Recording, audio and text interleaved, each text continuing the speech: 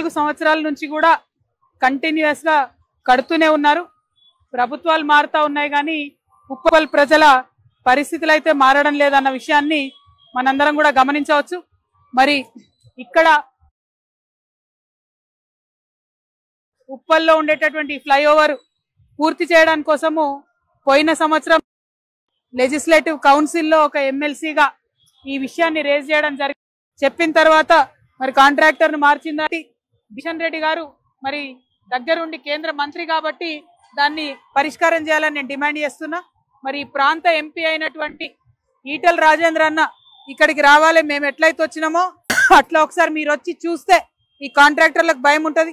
Central government తో అయ్యే project కాబట్టి ఎంపీ గారు శ్రద్ధ పెట్టాలని చెప్పి నేను డిమాండ్ చేస్తా ఉన్నాను. మరి ఇక ఇన్నేళ్ళైనా ఇంకా కొనసాగుతా ఉంది కాబట్టి ఇప్పటికన్నా దీనికి పరిష్కారం చూపించాలని చెప్పి మేము డిమాండ్ చేస్తున్నాం.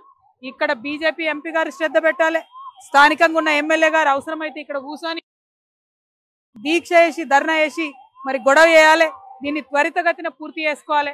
మీరు చేయకపోతే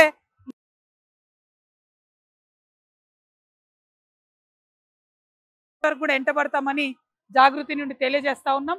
మరి మొత్తం మేడ్చల్ రంగారెడ్డి మేడ్చల్ మల్కాజ్గిరి జిల్లా పర్యటన జాగృతి జనం బాట ఇవాళ ప్రారంభమైంది.